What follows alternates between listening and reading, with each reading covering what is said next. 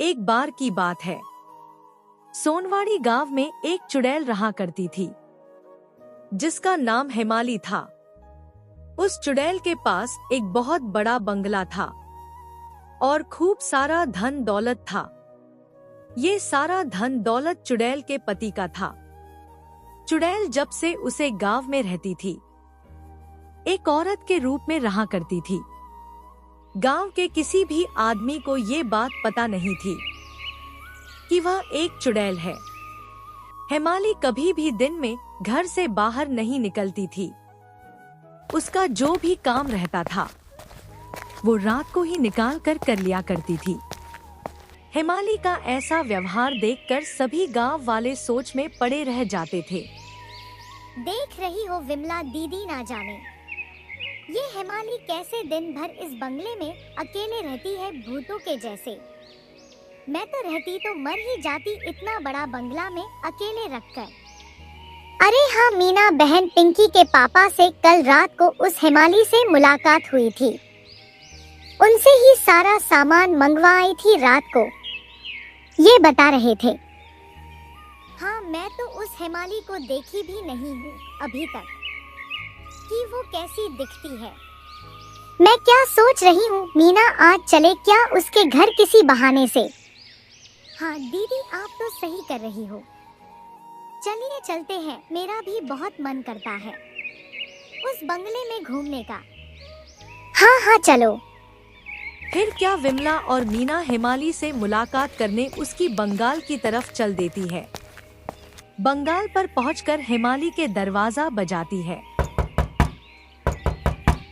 दरवाजा की आवाज सुनकर अंदर से हेमाली आती है। हाँ बोलिए, क्या काम है? अम्मा, हम आपकी पड़ोस में ही रहते हैं। घर में थोड़ा मेहमान आए हैं और चीनी खत्म है, तो आपके घर आए लेने के लिए है। चीनी है तो थोड़ा दे दीजिए ना। हाँ पहले आप दोनों अंदर तो चलो। फिर मीना और विमला बंगले में अंदर जाती है। हाँ बोलिए, क्या बोल रही थी? अम्मा वो चीनी। अच्छा, चीनी पर चीनी लेने के लिए आप दो लोग आई हो क्या? अरे नहीं अम्मा, ये मीना है, आते समय रास्ते में मिल गई तो साथ के लिए लेती आई इसे भी। ठीक है, आप लोग बैठिए, मैं किचन से चीनी लाती हूँ। फिर हेमाली किचन में जाती है और एक झोला में चीनी लगती है। चीनी लेकर विमला और मीना वापस आ जाती है। अरे दीदी, ये तो एक बुढ़िया है, नाम तो ऐसा है जैसा कोई नौजवान औरत हो। हाँ अब देख ली ना, मैं चलती हूँ, अब घर में बहुत सारा काम है। विमला और मीना अपने घर चली जाती है। उसी गांव में शेखर और बंटी दो चोर रहा करते थे। वो दोनों कभी भी किसी के घर में घुसकर चोरी कर लिया करते थे। एक दिन उनको ये खबर मिलती है कि हेमाली बुढ़िया अपनी बंगले में अकेले रहती है।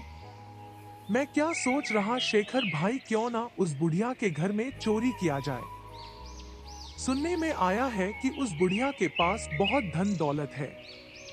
हाँ बंटी, मैं भी सुना और लोग ये भी कह रहे थे कि वो बुढ़िया बस रात में ही घर से बाहर निकलती है, दिन में नहीं। तो मेरे ख्याल से उसके घर रात में ही चोरी करना ठीक रहेगा। हाँ ठीक है, तब आज रात को चला जाएगा क्यों। पूरा दिन बीतता और रात हो जाती है। इधर बंटी और शेखर चुपके से हवेली के अंदर घुस जाते हैं और जो कीमती सामान दिखाई पड़ता है, सब एक झोला में भरते जाते हैं। तभी बंटी बोलता है, शेखर भाई, अब हमें चलना चाहिए। बहुत सारा सामान मिल गया है। यदि हम लोग अब नहीं निकालेंगे तो पकड़े जाएंगे।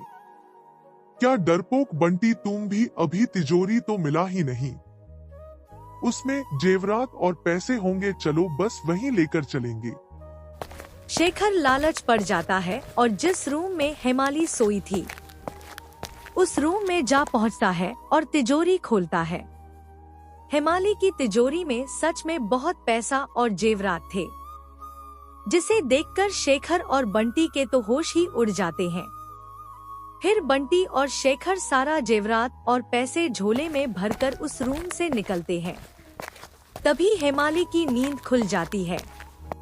फिर हेमाली उन दोनों चोर को भागते हुए देख लेती है। वो देखती है कि हेमाली के पति का दिया हुआ संदूक लेकर भी भाग रहे थे।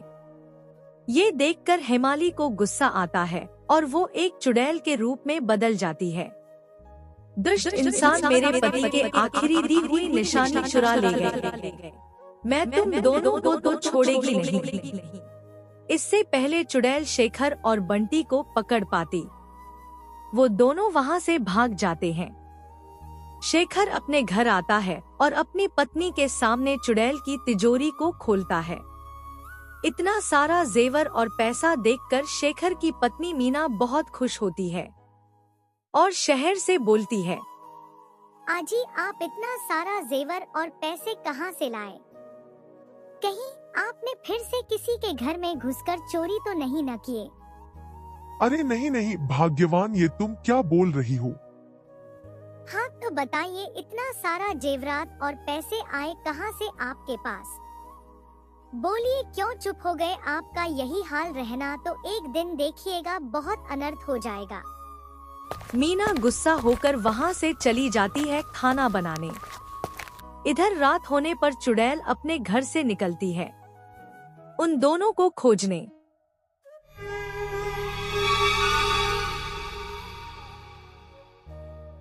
ये दोनों बस मुझे मिल जाए, फिर मैं इन दोनों को बताती ही कि एक चुड़ैल के घर में चोरी करने का अंजाम क्या होता है।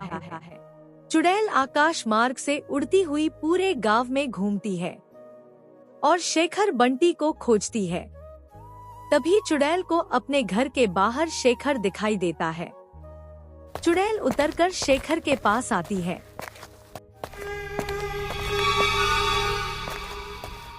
चुड़ैल को आते देख शेखर की सीटी बीटी गुल हो जाती है।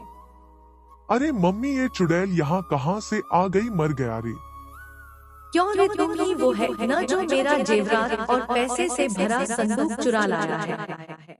तुझे तो मैं छोड़ूंगी नहीं। मीना बचाओ बचाओ, नहीं तो ये चुड़ैल मुझे मार देगी। मीना बचाओ बचाओ। शेखर की चीख सुनकर मीना घर से बाहर आती है और अपने पति के आगे खड़ी हो जाती है। आप कौन हो और मेरे पति को क्यों मारना चाहती हो? मैं हेमाली उस हवेली की बुढ़िया हूँ। मैं कोई आम औरत नहीं थी। मैं एक चुड़ैल हूँ और तेरे पति एक चुड़ैल के घर में घुसकर चोरी किया है। वो भी मेरे पति की दी हुई संदूक चुरा लाया है। मैं इसे छोड़ूंगी नहीं, तुम हटो मेरे सामने से।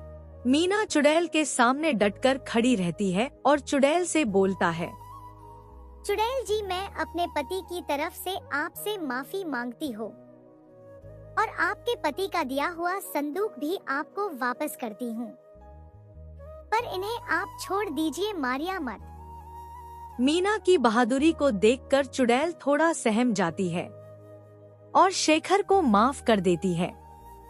फिर अपना संदूक लेकर उसे हवेली में वापस चली जाती है।